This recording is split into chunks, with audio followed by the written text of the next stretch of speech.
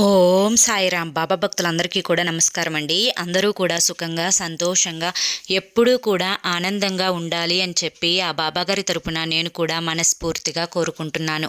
ఈరోజు బాబాగారు అందించే సందేశం ఏంటి అంటే కనుక, తల్లి, నవంబర్ 21 ఈరోజు వదులుకోకమ్మా, నీ బాధలన్నింటికీ కూడా ఇక సెలవు చెప్పే రోజు రానే వచ్చింది.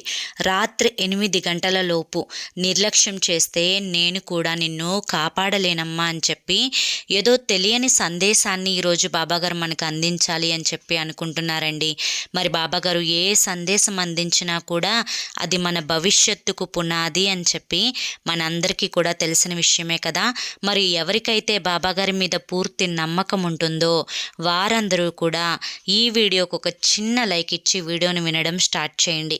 కింద కామెంట్ సెక్షన్లో ఓం సాయిరామ్ అని చెప్పి టైప్ చేయడం మాత్రం మర్చిపోవద్దు. దానికంటే ముందు చాలా మంది కూడా అక్క ఎన్నో రకాల సమస్యలతో కష్టాలతో సతమతమైపోతున్నామక్క, మీకు తెలిసిన గురువుగారు ఎవరన్నా ఉంటే చెప్పండి అక్క అని చెప్పి అడుగుతున్నారండి. ఈ గురువుగారు మనకు తెలిసిన గురువుగారు. నా జీవితంలో కూడా ఎన్నో రకాల సమస్యల బారిన నేను పడినప్పుడు ఈ గురువుగారికి ఆ సమస్యలు చెప్పించుకొని ఆ సమస్యలు నేను చెప్పి వారి ద్వారా నేను పూజలు చేయించుకున్న తర్వాత ఈ రోజున నాకున్న సమస్యలన్నింటి నుంచి బయటపడి నేను సంతోషంగా ఉన్నాను. అలాగే నా స్నేహితుల విషయాలలో కూడా చాలా సమస్యల నుంచి బయటపడవేసిన గురువుగారు ఈయన. నేను పదే పదే ఈ గురువుగారి గురించే ఎందుకు చెప్తున్నాను అంటే కనుక, నాకు ఎన్నో సమస్యల నుంచి గట్టెంకించారు కాబట్టి మీ జీవితాలలో కూడా ఉన్న సమస్యల నుంచి మీరు బయటపడతారు అన్న ఉద్దేశంతో చెప్తున్నానండి. శ్రీ షిరిడి సాయిబాబా ఆశీస్సులతో జ్యోతిష్యం చెప్పబడును. గురూజీ శివరామరాజు గారు. Phone number 9959422552. మీకు ఎటువంటి సమస్యలు ఉన్నా కానీ, ప్రేమ, పెళ్ళి, ఉద్యోగం, రాజకీయం, సంతానం లేక ఇబ్బంది పడుతున్నా, భార్యాభర్తల మధ్య గొడవలున్నా, అప్పుల సమస్యలున్నా, శత్రువుల సమస్యలున్నా, ఇలా మీకు జీవితంలో ఎటువంటి సమస్యలున్నా కానీ ఆ సమస్యల నుంచి మిమ్మల్ని 9 రోజుల్లోనే బయటపడవేస్తారు. మీకు వెంటనే పరిష్కారాన్ని చూపిస్తారు. గురువుగారు చెప్పింది చెప్పినట్లు 100కు 1000% జరుగుతుందండి. నమ్మకంతో కాంటాక్ట్ అవ్వండి. ఇక ఆలస్యం చేయకుండా బాబాగారు ఈరోజు మనకు ఈ సందేశాన్ని ఎందుకు వినిపించాలి అనుకుంటున్నారో మనం తెలుసుకుందాం. బాబాగారు మీకు ఏం చెప్పాలి అని చెప్పి అనుకుంటున్నారో ఈ చిన్న కథ మీరు జాగ్రత్తగా కళ్ళు మూసుకొని వినండి, అంతా మీకు అర్థమవుతుంది. ఒక ఊరిలో ఒక రాజుగారు ఉన్నారు. ఆ రాజుగారికి 5గురు కొడుకులున్నారు. అయితే 5గురు కొడుకులకు కూడా అన్ని విద్యల్ని నేర్పిస్తారు. అంటే చాలామంది కూడా రాజుల పిల్లలు ఎంత తెలివిగా ఎంత చాకచక్యంగా ఉంటారో వారు కూడా అలాగే ఉంటారనమాట. ఇక రాజుకి వృద్ధాప్యంలోకి వెళ్ళిపోతారనమాట.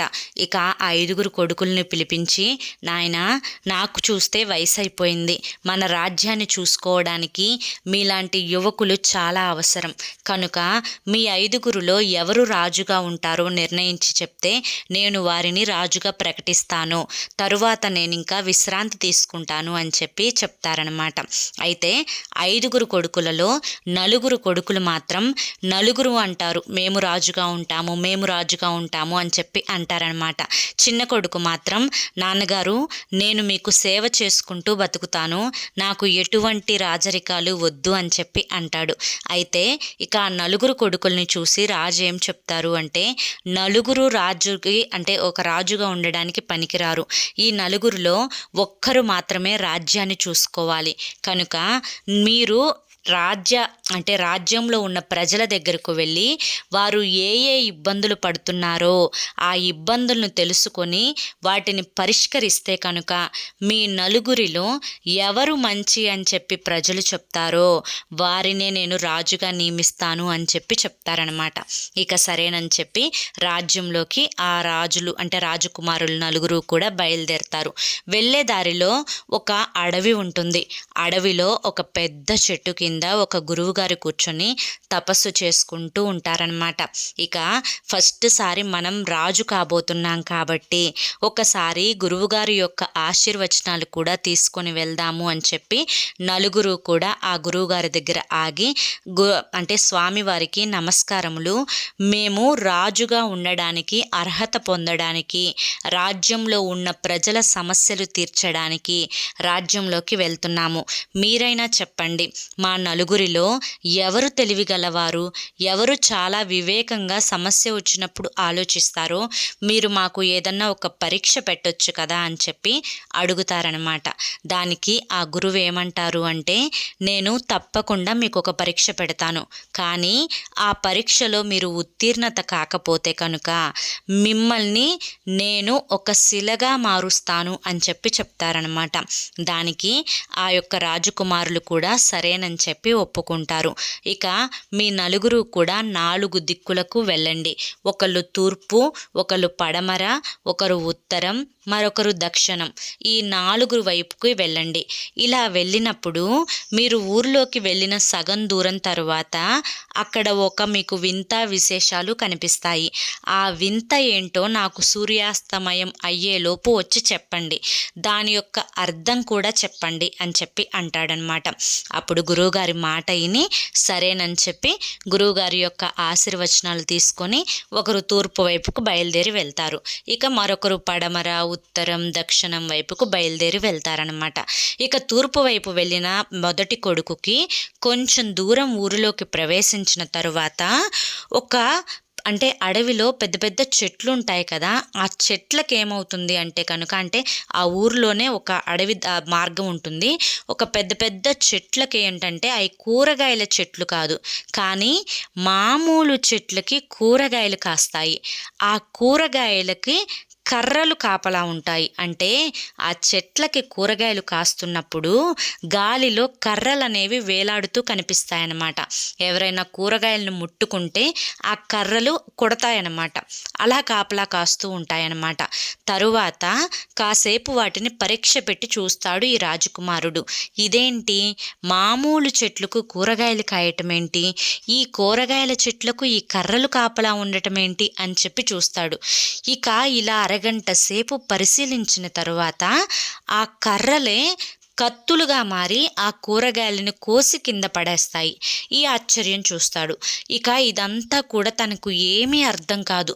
ఎంత ఆలోచించినా కూడా, తల గీక్కున్నా కూడా అర్థం కాదు. ఇక సూర్యాస్తమం అయిపోతుంది. ఇక్కడ ఏం జరిగిందో నేను వెళ్ళి గురువుగారికి చెప్పాలి అని చెప్పి మొదటి కొడుకు బయలుదేరి వెళ్తాడు. వెళ్తప్పుడు గురువుగారు అడుగుతారు, అయ్యా నీకు ఏం వింత కనిపించింది, దాని అర్థం ఏంటి అని చెప్పి అడుగుతారనమాట. దానికి ఆ యొక్క పెద్ద కొడుకు ఏం చెప్తారు అంటే కనుక, నేను మామూలు చెట్లకు కూరగాయలు కాయడం పరిశీలించాను, వాటికి కర్రలు కాపలా ఉండడం పరిశీలించాను, కొంచెం సేపటికి ఆ కర్రలే కత్తులుగా మారి వాటిని కోయడం పరిశీలించాను. నేను ఎంత ఆలోచించినా కూడా నాకు ఈ యొక్క అర్థమేంటో, దీని యొక్క అర్థమేంటో నాకు అర్థం కావడం లేదు అని చెప్పి చెప్తాడనమాట. ఇక సరేనని చెప్పి గురువుగారు తన దగ్గర ఉన్న శక్తిని ఉపయోగించి ఆ పెద్ద కుమారుడిని శిలగా మార్చేస్తాడు. ఇక పడమర వైపుకు వెళ్ళిన రెండవ కుమారుడికి కొంచెం దూరం వెళ్ళిన తర్వాత ఒక ఆవు దూడని ఈని ఉంటుంది, కానీ దూడ ఆవుకి పాలిస్తుందన్నమాట. ఈ వింతను చూసి ఆశ్చర్యపోతాడు. మనసులో అనుకుంటాడు ఏమనంటే, ఆవుని కన్న దూడకి ఆవు కదా పాలివ్వాల్సింది, మరి ఈ దూడ ఏంటి తన తల్లికి పాలిస్తుంది, దీని అర్థం ఏమై ఉంటుందబ్బా అని చెప్పి ఆలోచన మొదలు పెడతాడు. ఎంత ఆలోచించినా కూడా దాని అర్థం రెండవ కుమారుడికి తెలియలేదు.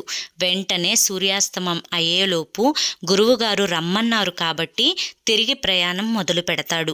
వెళ్ళి స్వామికి జరిగిందంతా వివరిస్తాడు. అప్పుడు గురువుగారు అడుగుతారు, దీని అర్థమేంటో నీకు తెలుసా అని చెప్పి. నాకు తెలియదు అని చెప్తాడు రెండవ కుమారుడు.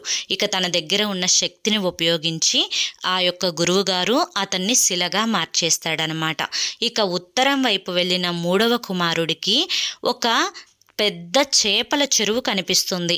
ఆ చేపల చెరువు దగ్గర చాలామంది చేపలు పట్టేవాళ్ళు చేపలని పడుతూ కనిపిస్తారు. కానీ ఒక పెద్ద ఆయన, చాలా ముసలి వ్యక్తి తన దగ్గర ఉన్న చేపలను తీసుకొని అదే చెరువులో పడేస్తూ ఉంటాడనమాట. ఇక అతను ఆలోచిస్తాడు మూడవ కుమారుడు, చేపలు పట్టేవాళ్ళు చేపలను పట్టుకొని వాటిని అమ్ముకొని డబ్బు చేసుకుంటూ ఉంటారు. కానీ ఈ పెద్ద ఆయనేంటి ఇతని దగ్గర ఉన్న చేపలను తీసుకొని చెరువులో పడేస్తున్నాడు అని చెప్పి ఆలోచిస్తాడు. ఎంత ఆలోచించినా కూడా దాని అర్థం అతనికి తెలియలేదు. ఇక వెంటనే గురువుగారి దగ్గరికి వెళ్తాడు. అయ్యా, నువ్వేం చూసావు అని చెప్పి అడుగుతారు గురువుగారు. జరిగిందంతా చెప్తారు. అర్థం చెప్పమంటారు. తెలియదని చెప్పడంతో తన దగ్గర ఉన్న శక్తిని ఉపయోగించి మూడవ కుమారుణ్ణి కూడా శిలగా మార్చేస్తారు గురువుగారు. ఇక నాలుగవ కుమారుడు దక్షిణం వైపుకు వెళ్ళాడు. నాలుగవ కుమారుడికి ఏం కనిపిస్తుందంటే ఒక పెద్ద నీటి కుంట కనిపిస్తుంది. ఒక వ్యక్తి ఆ పెద్ద నీటి కుంటలో నుంచి బకెట్లతో నీళ్ళని మోస్తూ అస్సలు నీళ్లు లేని 2 కుంటలని నింపేస్తాడనమాట. అలా ఎందుకు నింపుతున్నాడో అర్థం కాలేదు. చూస్తాడు. ఎంత నింపుతున్నా కూడా ఈ మొదటి గుంటలో నీళ్లు మాత్రం తరగడం లేదు. ఇలా 2 కుంటల నీళ్లు నింపినా కూడా ఈ యొక్క మొదటి కుంటలో నీళ్ళెందుకు అయిపోవడం లేదు? ఇందులో నీళ్లు తీసుకొనే కదా ఆ 2 కుంటల్లో నింపుతున్నాడు. దీని అర్థం ఏంటి అని చెప్పి ఆలోచిస్తాడు. ఎంత ఆలోచించినా కూడా దాని అర్థం అతనికి తెలియలేదు. గురువుగారి దగ్గరికి వెళ్తాడు. ఇక గురువుగారు ఒక విషయం అడుగుతారు. కుంటలో నీళ్లు ఏమైనా తరిగినాయా అని చెప్పి. తరగలేదండి. ఎంత నీళ్లు ఆ వేరే కుంటల్లో పోస్తున్నా కానీ, మరొక కుంటకి పోసినా కానీ అందులో నీళ్లు మాత్రం తరగవు అని అర్థమైంది. దీని అర్థం మాత్రం నాకు అర్థం కావడం లేదు అని చెప్పి చెప్తారనమాట గురువుగారికి. ఇక తన దగ్గర ఉన్న శక్తిని ఉపయోగించి 4వ కుమారుణ్ణి కూడా ఆ రాజు శిలగా మార్చేస్తాడు. ఇక ఈ 4 కూడా శిలలుగా మారిపోతారు. రాజు ఇక తన కొడుకులు పొద్దున అనంగా వెళ్ళారు, ఇంకా రాజ్యానికి తిరిగి రాలేదు, ఏమైపోయి ఉంటుంది అని చెప్పి కంగారు పడిపోతూ ఉంటాడనమాట. ఇక చిన్న కొడుక్కి, అయ్యా నువ్వైనా మీ అన్నలు ఎక్కడికి వెళ్ళారో చూసిరా అని చెప్పి 5వ కుమారుడికి చెప్తాడు.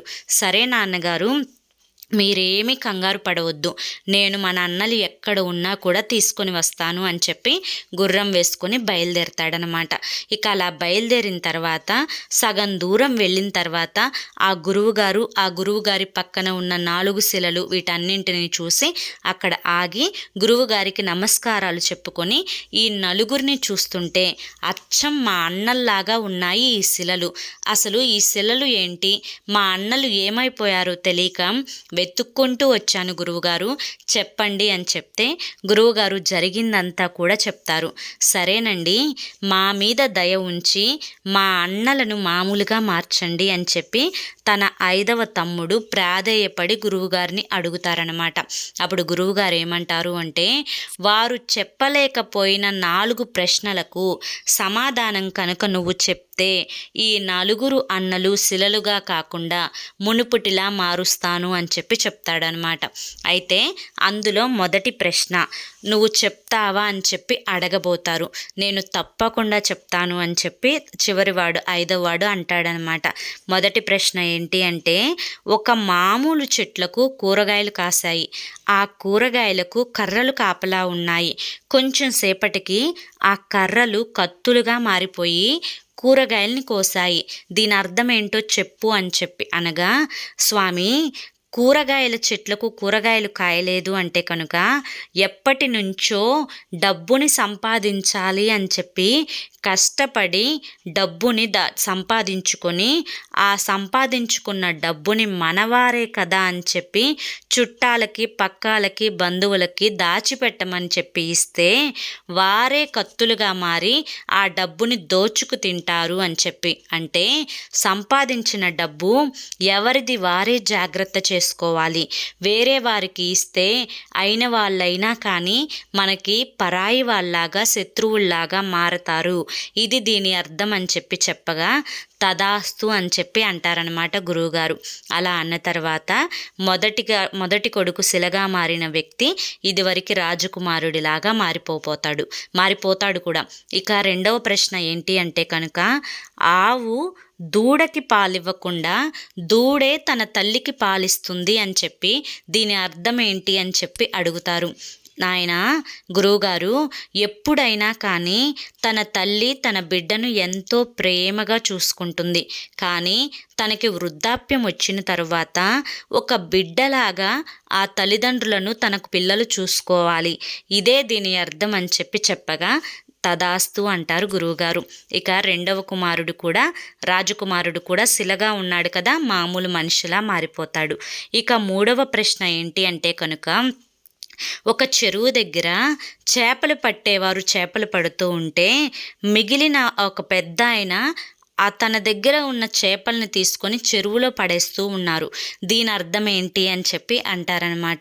దాని అర్థం ఏంటి అంటే కనుక, ఎప్పుడైనా కానీ ఉన్న సంపదను ఇప్పుడున్న వారు సద్వినియోగపరుచుకుంటూ ఉంటే మన వెనకటి తరాలకు ఏది కూడా మిగలకుండా పోతుంది. ఉదాహరణకు చెట్లను చూసుకుంటూ ఉంటే కనుక మనం డెవలప్ అవుతున్నారు అని చెప్పి రోడ్లు కట్టడానికి అని చెప్పి ఉన్న చెట్లని పడేస్తూ ఉన్నారు, ఉన్న చెట్లను నరికేస్తూ ఉన్నారు. అలా కాకుండా మళ్ళీ కొత్త మొక్కలను తీసుకొచ్చి నాటితే కనుక మళ్ళీ ఇదివరకులాగా పచ్చటి వాతావరణం ఏర్పడుతుంది. కనుక మన పెద్దవాళ్ళు మనకి ఏదైనా కానీ ముందు చూపుతోనే సలహా ఇస్తారు. దాని అర్థం ఇది అని చెప్పి చెప్తారనమాట. దానికి తదాస్తు అనగా మూడవగా శిలగా మారిన రాజకుమారుడు కూడా మామూలు రాజకుమారుడిగా మారిపోతాడనమాట. ఇక నాలుగవ ప్రశ్న ఏంటి అంటే కనుక, నీటి కుంటలో నుంచి నీరు తీసి 2 కుంటలు నింపినా కానీ ఆ యొక్క నీటి కుంట మాత్రం నీరు ఇంకిపోకుండా కొత్త నీరు వస్తూనే ఉంది, ఊరుతూనే ఉంది. దీని అర్థం ఏంటి అని చెప్పి అడుగుతారనమాట. దానికి ఆ చిన్నవాడు 5వ వాడు ఏం చెప్తారు అంటే, విజ్ఞానం గురువుగారు. విజ్ఞానం అనేది మనం ఎంత పంచిపెట్టినా కూడా, ఎంతమందికి పంచిపెట్టినా కూడా ఆ జ్ఞానం అనేది మన నుంచి వెళ్ళిపోదు, ఇంకా పెరుగుతూనే ఉంటుంది అని చెప్పి దీని అర్థం అని చెప్పగానే తదాస్తు అనగానే శిలగా మారిన 4వ రాజకుమారుడు కూడా మునుపటి వ్యక్తిలా మారిపోతాడనమాట.